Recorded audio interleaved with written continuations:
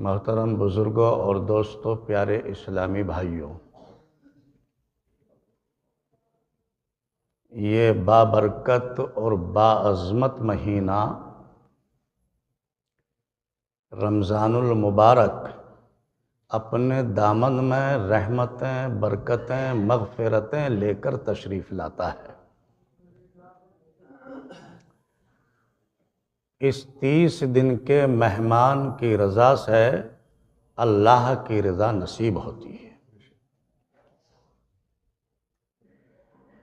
اور جیسا کہ قرآن کی تلاوت کی گئی ہے، اس کا مطلب ہے شہر رمضان الذی انزل فیہ القرآن ھدی للناس وبینات من الھدی والفرقان، یعنی رمضان کا وہ مہینہ جس میں قرآن اترا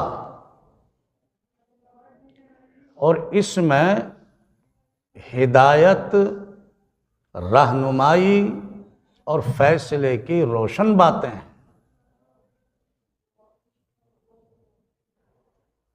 اس لیے ضرور اگر تم اپنی زندگی میں اس مہینے کو پاؤ تو اس مہینے کے روزے رکھو، اور اگر کوئی بیمار ہو یا سفر میں ہو تو وہ ان دنوں کے روزے بعد میں پورے کر لے۔ اللہ تم پر آسانی چاہتا ہے، دشواری نہیں چاہتا۔ اور گنتی پوری کرو، مطلب یہ ہے کہ پورے مہینے کے روزے رکھو اور اللہ کی بڑائی بولو اس پر کہ اللہ نے تمہیں ہدایت دی ہے، اس کے شکر گزار بنو۔ پیارے اسلامی بھائیوں، روزے کا فلسفہ اصل میں کیا ہے؟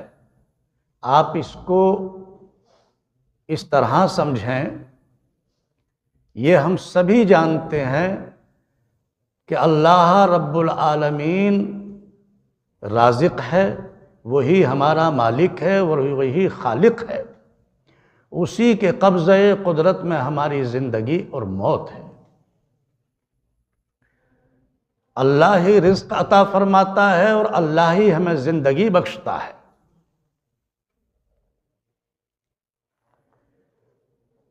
وہ ہمیں سالہ ہا سال اپنی نعمتیں عطا فرمانے والا اور ہماری ضرورت سے زیادہ رزق کا دینے والا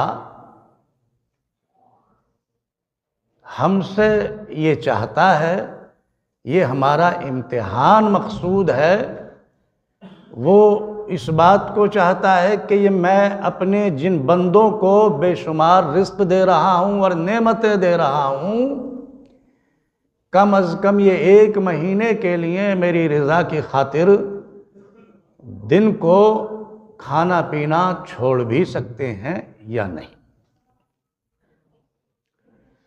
میرے بھائیوں، ذرا سمجھیں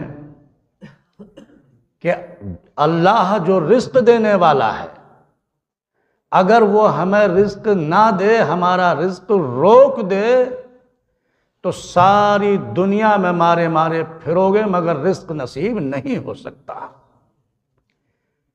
وہ ہمارا مالک جس نے ہمیں زندگی عطا کی ہے، اگر ہم سے زندگی لے لے تو دنیا کی تمام پاور طاقتیں ہمیں زندگی عطا نہیں کر سکتی۔ تو پھر ہمارا فیصلہ یہ ہونا چاہیے کہ جو رزق کا دینے والا ہے، جس نے زندگی عطا کی ہے، ہمیں اس کی رضا میں راضی رہنا چاہیے اور خوشی خوشی، محبت و خشوع اور خضوع اور خلوص کے ساتھ اس کی رضا میں راضی رہنا چاہیے۔ اور پھر میرے بھائیوں، ذرا سوچو تو صحیح، حدیث قدسی کے الفاظ ہیں، الصوم لی وانا اجزی بہ۔ اس کا مطلب یہ ہوتا ہے کہ روزے کا بدلہ، اس کا انعام، اس کی جزا جو ہے، اللہ فرماتا ہے کہ میں براہ راست خود ہی عطا کرتا ہوں۔ اور بعض حضرات نے اس عجزی لفظ کو اجزا پڑھا ہے۔ جب یہ لفظ اجزا پڑھا جائے گا تو پھر اس کا مطلب یہ ہوگا کہ روزے کا انعام، روزے کی جزا، اس کا بدلہ جو ہے وہ یہ ہے کہ میں خود ہی اس روزے دار کا بن جاتا ہوں، وہ میرے قریب اور میں اس کے قریب ہوتا ہوں۔ ذرا غور کریں کتنا بڑا انعام ہے۔ میرے بھائیوں، قرآن پاک میں جگہ جگہ اعلان کیا گیا ہے، تجری من تحتہا الانہار خالدین فیہا، اعمال صالحہ پر، اعمال خیر کے بدلے میں تمہیں جنت عطا کی جائے گی، اور وہ جنت جس میں نہریں بہہ رہی ہیں۔ مطلب یہ ہوا کہ آپ نماز پڑھتے ہیں، حج ادا کرتے ہیں، زکوٰۃ دیتے ہیں، مساکین کی خبرگیری کرتے ہیں، بیماروں کی عیادت کرتے ہیں، غرض یوں کہیے کہ تمام اعمال خیر کے بدلے میں تمہیں جنت عطا کی جائے گی۔ لیکن روزہ وہ عبادت ہے کہ اس کے بدلے میں اتنا بڑا انعام آپ کا ہے کہ پروردگار عالم اللہ رب العالمین خود ہی تمہیں مل جاتا ہے، تم اللہ کے قریب اور اللہ تم سے قریب ہو جاتا ہے۔ تو ذرا غور کیجئے، ایسی ہزاروں جنتیں قربان ہیں کہ جس کو جنت کے دینے والا، جنت کے بنانے والا اگر خود وہی مل جائے تو سینکڑوں ہزاروں جنتیں اس انعام کے مقابلے پر قربان۔ میرے بھائیوں، روزے کی اہمیت سمجھو۔ آپ سمجھتے ہو کہ ہوٹلوں میں پردے ڈال کر اور پیٹ بھر کر کھانا کھا لیں اور سمجھتے ہو کہ اب ہمیں کوئی نہیں دیکھ رہا، بندوں سے چھپ کر اپنا پیٹ بھر لو اور یقین رکھتے ہو کہ ہمیں کوئی نہیں دیکھتا۔ میرے بھائیوں، ان لوگوں کی پرواہ مت کرو، ڈرو اللہ سے، جو اللہ سب کچھ جاننے والا ہے اور تمہیں ہر جگہ دیکھنے والا ہے۔ تم بندوں سے چھپ سکتے ہو مگر اللہ سے نہیں چھپ سکتے۔ اپنے ایمان کو اتنا مضبوط کرو اور یہ یقین بنا لو کہ تمہارے سامنے خواہ کیسی ہی نعمتیں کیوں نہ موجود ہوں، تم ایک پردے میں نہیں بلکہ ہزاروں پردوں میں چھپ کر بھی اگر تم کھاتے ہو تو اللہ تمہیں دیکھ رہا ہے۔ اپنا یقین یہ بنا لو کہ ہمیں کوئی دیکھے یا نہ دیکھے لیکن ہمارا رب ہمیں دیکھ رہا ہے، اور ان چیزوں کی طرف اپنی خواہشات بھی اپنے ذہن میں بھی مت لاؤ، اور اس بات کا ایمان مضبوط رکھو کہ یہ اللہ کا حکم ہے اور اللہ کے حضور ہم امتحان میں ہیں، اور ہمیں ثابت قدم رہنا ہے کہ جس نے ہمیں رزق دیا ہے، جس نے زندگی دیا ہے، ہم اسی کے لیے ہیں، ہم اس کی رضا میں راضی ہیں۔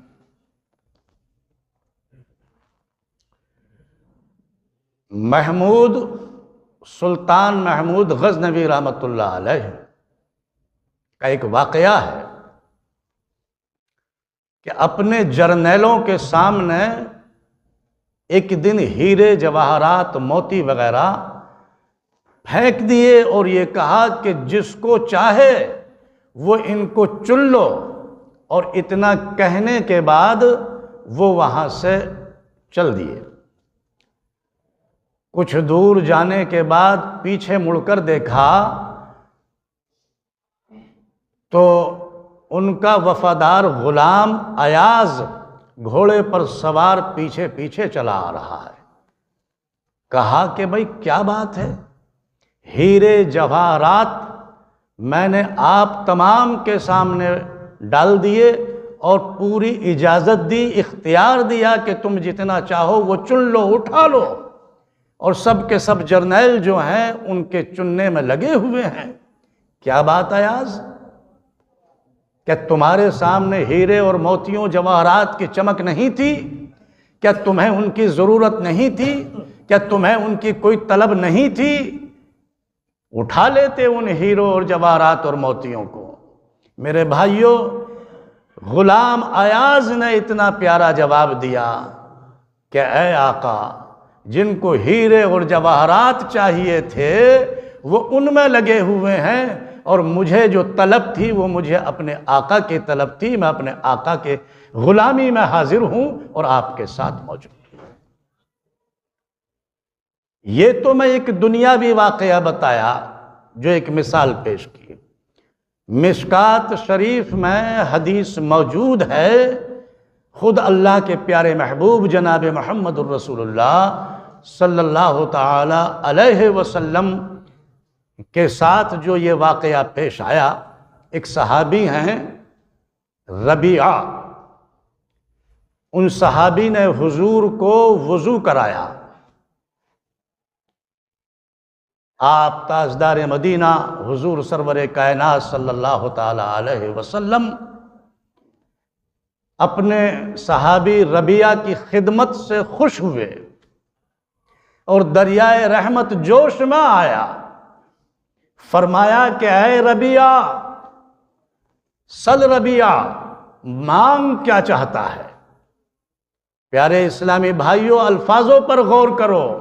میرے نبی نے یہ نہیں فرمایا کہ اے ربیعہ تم فلاں چیز لے لو میں دے دوں گا، تم یہ مانگ لو وہ تمہیں مل جائے گی۔ میرے نبی نے فرمایا سل ربیعہ، مانگ کیا چاہتا ہے؟